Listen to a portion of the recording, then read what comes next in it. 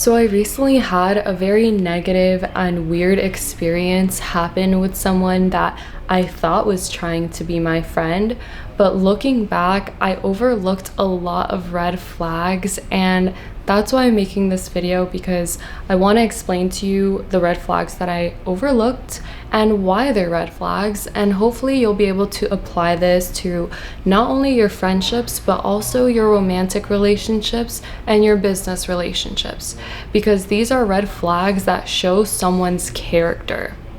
And when you identify that someone does not have integrity, they don't have firm character, they're not genuine and honest and kind, that's a sign that you need to cut this person off, or at least understand that they are not on the same level as you. Not in the sense that they're below you, but in the sense that you're operating in the world of love, they're not operating in the world of love.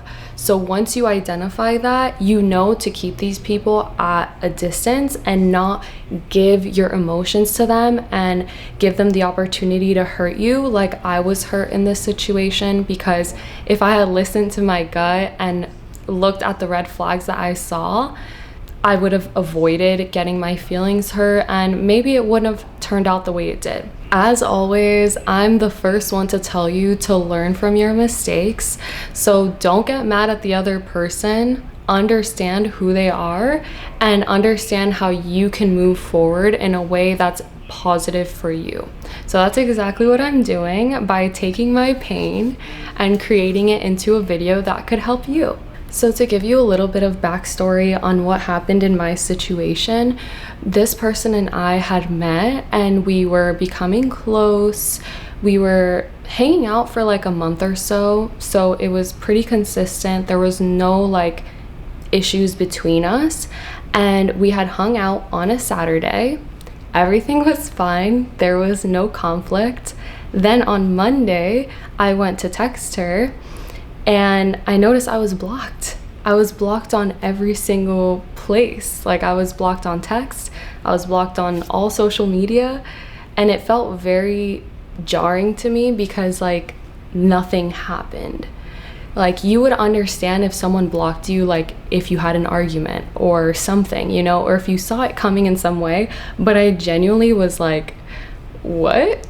It took me a week to mentally process what happened, because I just couldn't understand why someone would do that. If we've already been friends for over a month and I've done something to offend you in some way, I would expect that you would communicate that instead of just randomly blocking everywhere. But at the end of the day, this is the pattern and behavior of somebody who is not mentally stable, who does not have emotional regulation, because unless something crazy happens, there is no need to just block someone everywhere.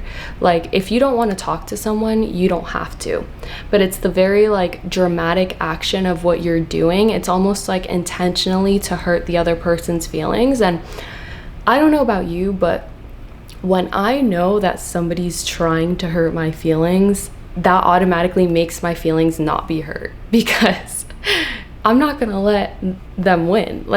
If you're doing something and I know you're doing it to hurt me, guess what? I'm happy. I'm smiling. I'm not offended anymore, because who acts like that? Crazy people. But let me just get into the red flags portion so you can understand.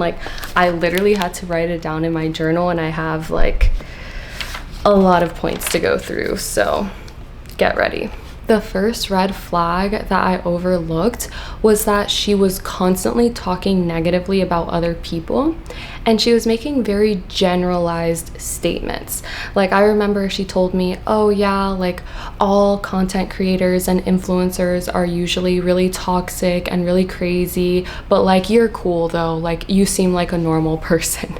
And I remember thinking to myself oh, okay, maybe she's gone through some weird experiences with people who work in social media, but I'm just a normal person, even if I create content. Not only did she make generalized statements about other people, but she also posted content on her story that was like passive aggressive quotes.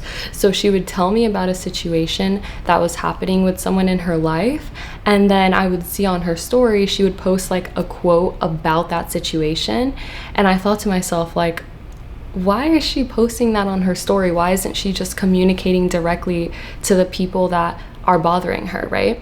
Like, she'd be quick to assume that someone was doing something against her. Like, she would say, oh yeah, she did this because she doesn't like me and she's jealous of me. And I would tell her, like, okay, well, maybe they don't know. Maybe you should communicate to them. She'd be like, no, it's not worth it. I'm just gonna remove them. And then she would post on her story like a passive aggressive quote that you could clearly tell it was about that person, but like not directly towards that person. So that's another red flag I totally overlooked. The second red flag that I overlooked was that she was always somehow a little bit late to all of our meetings. Like, anytime we would have plans, she would always have like some unforeseen circumstance happen last minute to where I would kind of feel bad for her. And so I wouldn't necessarily take it the wrong way that she was showing up late, even though, like, normally under normal circumstances, if someone's constantly showing up late, I'm gonna say something, right? But if they're giving me a sob story after sob story after sob story, then it's harder to like call someone out, especially when you've just met someone and like you're trying to figure out their character. But again, the reason that I overlooked those red flags and the rest of the red flags I'm going to tell you is because I wasn't feeling fully empowered in myself. When I met her, I was in a place where I was feeling very almost desperate for new friends, because I was feeling like, okay, like a lot of the friends that I have are long distance, right? And now I'm in this new area and I need to meet more people in my area. I'm a content creator, so I'm always home, and when I'm at the gym or wherever else I go on a daily basis, I don't necessarily meet people so much. So I was like really excited to meet someone that I clicked with. And that is the mistake that a lot of people make, because whether you're dating or looking for new friends or even looking for a new job, if you're not confident and empowered and you're trying to rush into it, then you're just going to take whatever you get. And you're going to ignore the red flags, even though your intuition is telling you like, hey, this person, yeah, like they have some of the qualities you want, but it's not what you're looking for, right? But you're willing to overlook those things because you're in a rush to get an outcome, like get a new friend or get a romantic partner or get a new job. So that's why it's so important to just always just take it slow with your desires. Don't try to rush them. Just be confident and have faith that you're gonna get the results that you want. You're gonna get the relationships that you want, and don't just accept anything that comes your way. The third red flag that I overlooked was that she oftentimes would use her intuition as an excuse to be erratic in her behavior. So instead of logically and practically looking at situations, she would always say, oh, well, my intuition says this. Well, my intuition says that. And trust me, I'm the first one to tell someone to listen to their gut and listen to their intuition. But at a certain point, it becomes to where they just don't want to be responsible. They just don't want to take accountability. And so they're always going to hide behind the intuition thing.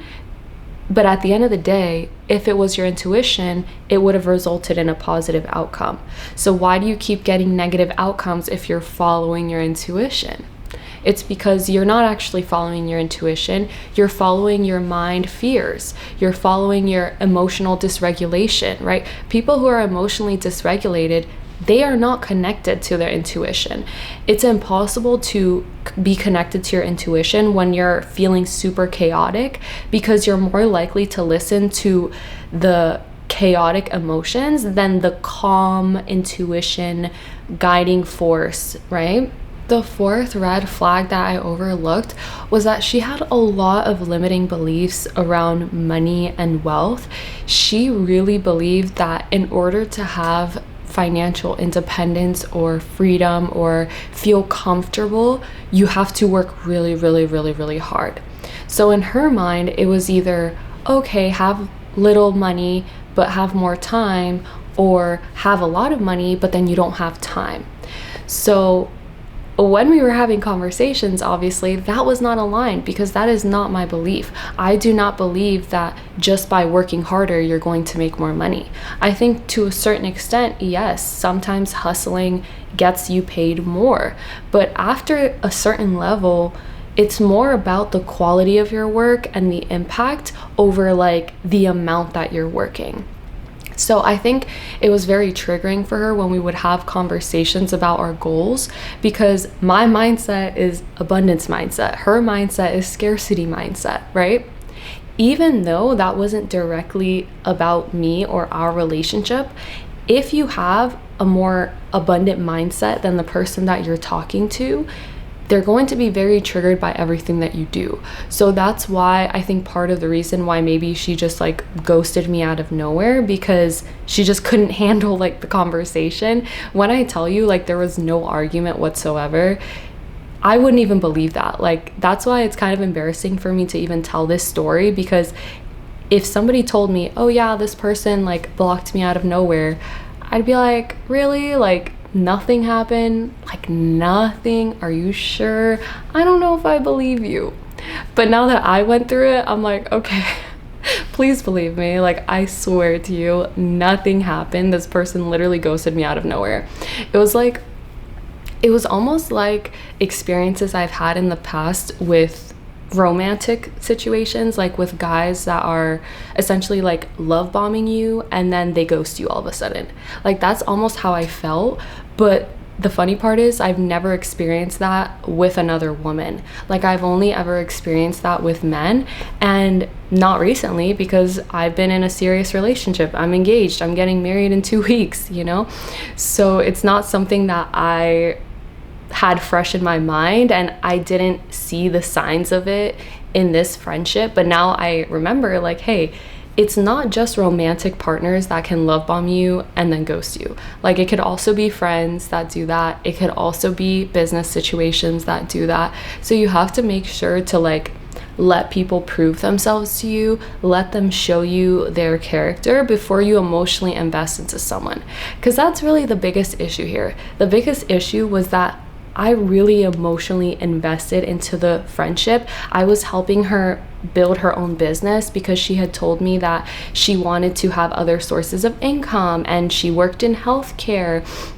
And I had so many ideas with that, right? Because this is what I do full time. So I was like getting involved in like reviewing her business plan and like helping her with things, like something that I don't normally do, right? But because I was so excited about the friendship, and I was so excited that I was meeting someone that was also wanting to do similar things to what I do, I was just being a girl's girl, you know? I was just like, okay girl, like I'm not gonna gatekeep, I'm gonna help you with whatever you need. But I think part of that was why she didn't like me towards the end, because maybe the business that I was helping her build wasn't picking up as fast as she wanted it to, and she got triggered by that. And maybe that was her way of like self-destructing it and just not taking any accountability and just starting from scratch in a way. Because I also noticed that like the account that I was helping her build got totally deleted. She didn't block me from it, she just deleted it. And the reason I know is because even if you block me from somewhere, like I have friends, I have other ways of seeing your content. Like I can figure out what happened at the end of the day. But I noticed that she didn't block me from the account, she deleted it.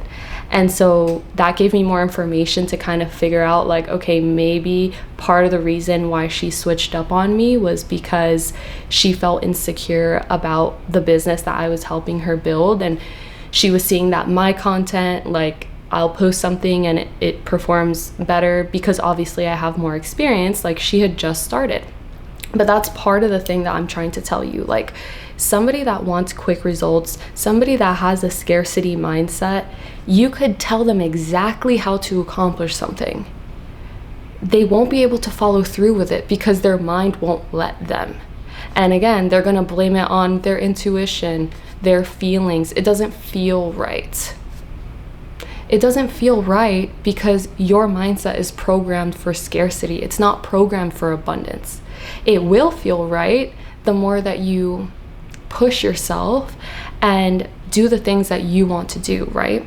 Because if your intention is to have a certain outcome, you want financial freedom, you want multiple sources of income, you can accomplish that. The fifth red flag that I overlooked was the fact that she would mask her physical insecurities based around the fact that she was pregnant. So she would say, oh, like, I don't want to take pictures because people can't tell if I'm pregnant and they just think I'm fat. Like, she would always have that in her mind of like people thinking that she's fat because it's not super obvious that she's pregnant. And to me, I was just like, okay, maybe she's just hormonal, no big deal. Like, I don't push anyone to take pictures. I don't push anyone to dress a certain way. Like, I don't think like that. So the fact that her mindset was always like, oh, I don't want people to think I'm fat. I don't want people to think I'm fat. I don't want people to think I'm fat. Oh, I have to take the picture sideways so people can see my stomach. Otherwise, they'll just think I'm fat. Like, all of these things are huge red flags. Because again, when somebody is insecure within themselves and you are not, they are not going to like you. They are not going to like you, and they're not going to be able to keep up with you in that way, and they're just going to end up hurting your feelings. Because you're going to feel confident in yourself. You're going to see them as being amazing because you think that way. You don't think in terms of insecurities, you think in terms of positivity. So you don't understand why they would do the things that they do because you don't have their mindset. Again, this goes back to just surrounding yourself by people that are on the same wavelength as you, that are on the same path as you, that have positive energy like you do, because otherwise you're not going to be able to understand why they're acting a certain way, and you're always going to have to tiptoe around these people. The sixth red flag that I overlooked was that she was constantly praising me while comparing me to her past friends or to her other friends or family members. She wouldn't just give me a compliment like, oh, Patty, I really like what you're doing. I think it's great that you're so dedicated to your content.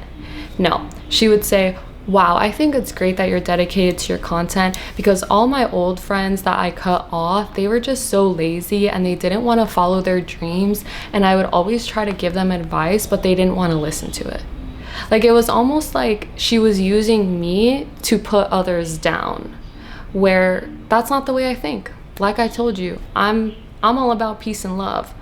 I'm all about positivity. I'm all about building others up. Yes, it's okay to acknowledge that there's certain people that just aren't very ambitious. They're not willing to put in the work. But like, do you need to constantly talk about it? Do you need to constantly compare to other people and try to like make yourself feel better by talking badly about others? That is a very big red flag. The seventh red flag that I overlooked was that she would always look at rich people as being scammers. Like, she would always villainize people who are more successful or have accomplished something. She literally would like stalk other people's accounts and like their websites to find discrepancies to then accuse them of being scammers. And like, mind you, now on Instagram you're able to see like what videos people like, what comments they leave. Like, it just shows up on your page. And I remember whenever I'd see like she'd left a comment on something, it would always be negative. It would always be on a video of something she didn't agree with, and she'd be leaving a negative comment. And I don't know why I overlooked this red flag, because I despise when people leave hate comments. Like, I don't respect that kind of behavior at all. I think that if you have something to say and you don't agree with what someone's doing, you have every right to communicate that. But to just be hateful and disrespectful without like coming from a place of like love or from a place of trying to help the other person, like, I just think that's so wrong. And I can't believe I overlooked this red flag. I think I was just like confused. Like, I was really confused. I needed this situation to happen so I could remember all of the things that I already knew. And I don't know why I let all these things like slip through the cracks. I think, like I told you before, I was just very excited to meet someone new because I was feeling lonely at the time. And I put all of my energy into one person. And so since I was so invested in the relationship already, because I was helping her build her business, like I was helping her do a lot of things, and we were talking every day and hanging out multiple times a week. So I felt like, okay, like I'm just gonna overlook this little thing because like we're already close. Oh, I'm just gonna overlook that little thing because we're already friends. Like, I've already invested so much into this relationship. That is a huge mistake. It does not matter how much time you've invested into something. If it's not serving you, you gotta go. You can't just stay in a situation because you've already put in so much. That mindset will keep you in toxic relationships your whole life. The eighth red flag that I overlooked was that I could tell that she really liked my lifestyle and she wanted my lifestyle. And in a way, she sort of presented herself as having the same lifestyle as me. Like, oh yeah, we have provider husbands and we don't have to work, but we work because we want to, and we have free time and we love what we do. Like, that's the way she presented herself to me. But over time I realized like she likes to work because she fears her husband taking advantage of her. Like, after a certain time I was picking up on what she was saying, and it's not that she wanted to work the job she was working, it's that her thought and her reason for doing it was because, oh well, if he cheats or if we get a divorce, like I need to be able to provide for myself. Again, that's not coming from a place of love. If you like what you're doing, you wouldn't be doing it for just in case. You'd be doing it because you genuinely like to do it, right? So she would always postpone the other projects that she wanted to do because she wanted to stick to her safe career, because she feared that her husband could not provide her the life that she wanted. So I noticed over time that like we weren't actually on the same page, because I genuinely am provided for and I genuinely trust my partner to provide for me. He would never cheat on me. We would never get a divorce. Well, we're not married yet.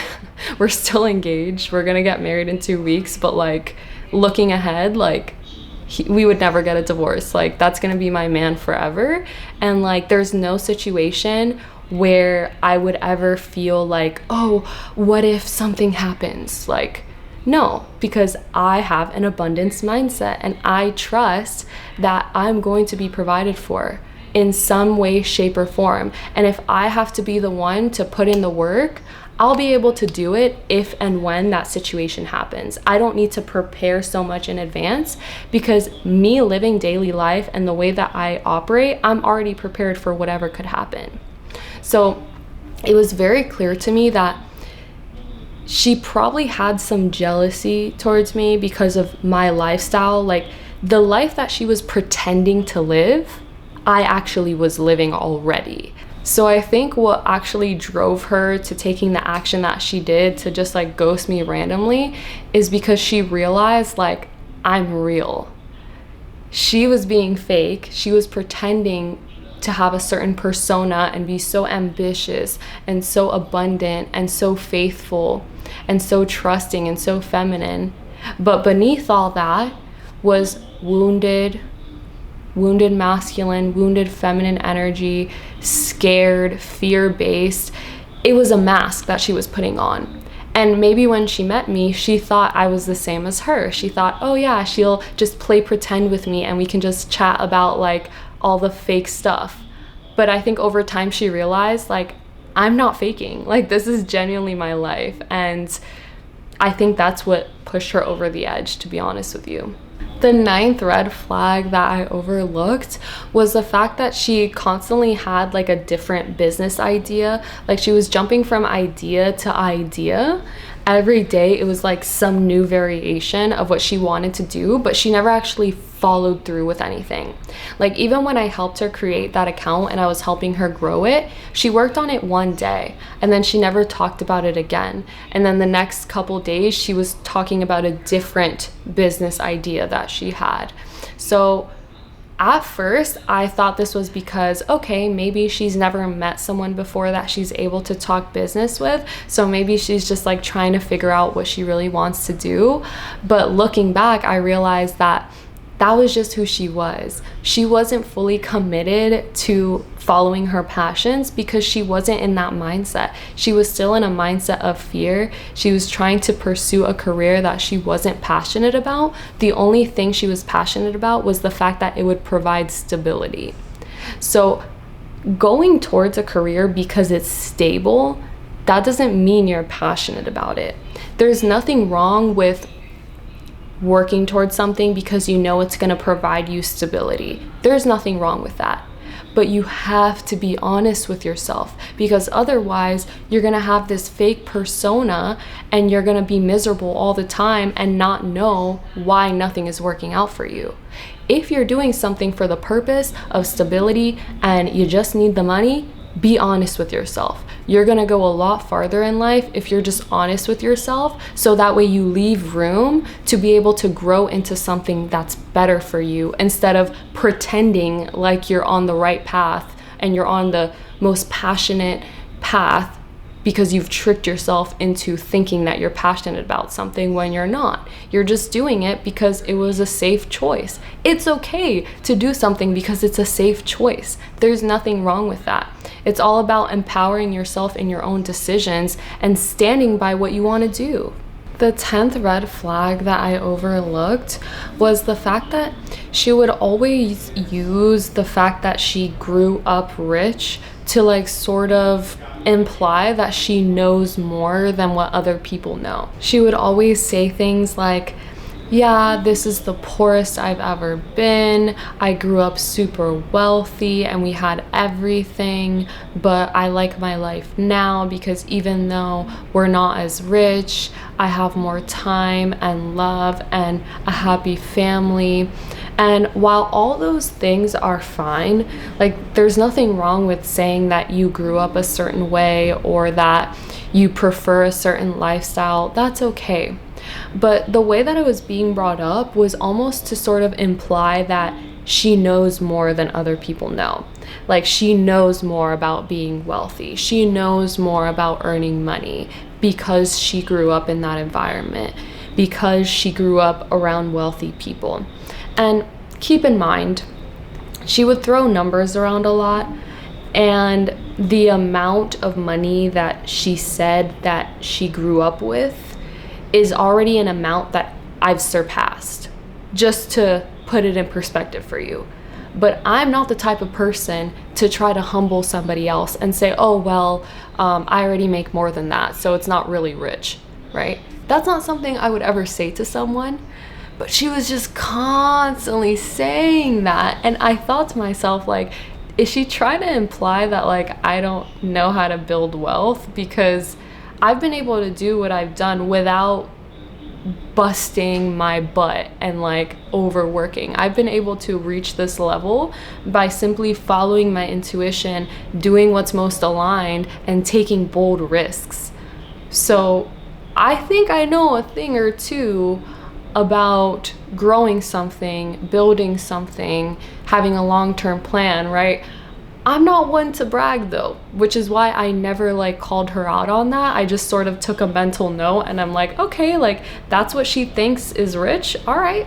I'm not one to humble someone. I'm not one to burst someone's bubble. I'll let her have her party with that, you know? The reason that this is a red flag is not just because she would brag about it and throw it around, but because she would use it as a sort of way to like put herself above other people and say like, you know, I grew up rich, so like I know this. Maybe you don't know because you didn't grow up the way I grew up. Like that's kind of the connotation of how she would say things. And when you're somebody who doesn't really care what people think about you, like me, you don't take anything personally. So I feel like looking back, she thought she was like doing a whole thing. She really thought she was like putting herself above me. She really thought she was like putting off a certain image, when in reality, I'm in my own world. I'm living my best life. I'm listening to what people are saying and I'm like, oh, that's cool.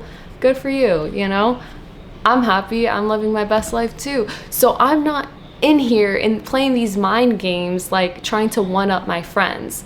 But she was. And so I think after a certain time, that's probably why she ghosted me, because she realized she couldn't get that gratification from me, because I wasn't going to react in a way that maybe other people would react. I just say, okay, cool, that's awesome. I'm glad that you're confident. I'm glad that you know these things, and I'm glad that you feel like you have a perspective that helps you in life. That's great. I'm always going to just encourage people. I'm never going to be like, oh, really? Well, let me tell you this. Like, girl, that's just not me. And maybe that's what she wanted. Maybe that's why we couldn't be friends. She was looking for somebody to compete with, not necessarily somebody to collaborate and grow with. And it sucks that it happened, but I'm glad that it only took a month and a half for it to happen and not 6 months, because that would have been even more hurtful for me. So you have to be grateful for things that happen, even if they're negative, because they'll teach you something. And when you learn that lesson is worth more than anything, because now you know how to avoid these situations moving forward. And not only am I never going to have that experience again, but now I've shared this with you guys, and now hopefully you will keep in mind these things that I've told you, and you will clock that in the people that are talking to you now, so you know what's happening behind the scenes. Because like I said, when you're operating from a place of love and empowerment and positivity, even if you're not the best person, richest person, hottest person, most successful person, it doesn't matter. If you're looking at the world from a positive perspective, understand that you are very rare. Okay? Not a lot of people think in that way. So you have to be very quick to discern who is on that level and who is not on that level. And it's not about being better or worse than anyone. It's about understanding that if they're operating from a scarcity mindset, a judgmental mindset, they're gonna think completely differently than you. Their actions are not gonna make sense. You guys are going to experience the same situation. They're going to interpret it in a totally different way than you did, because you're in two different dimensions. You're not in the same universe right now. I have like 5 or 6 more red flags that I wrote down, but I'm going to leave this here. I want to hear from you. What do you think about everything I've said? Have you gone through these experiences before? Has this ever happened to you where like a friend was basically trying to be your friend and then randomly just ghosted you out of nowhere? Because honestly, it's never happened to me before, and I was very confused. I mean, at this point, I've moved on. I'm happy. I have other friends that are amazing. I have a great family. I have a great life. So there's nothing that I can't be grateful for, except, you know, just taking what I've learned and sharing it with you in hopes that maybe it can help you in some way. So let me know if you do want me to make the next part to this and talk more about the red flags. Love you, and I'll see you in the next one. Bye. Mwah.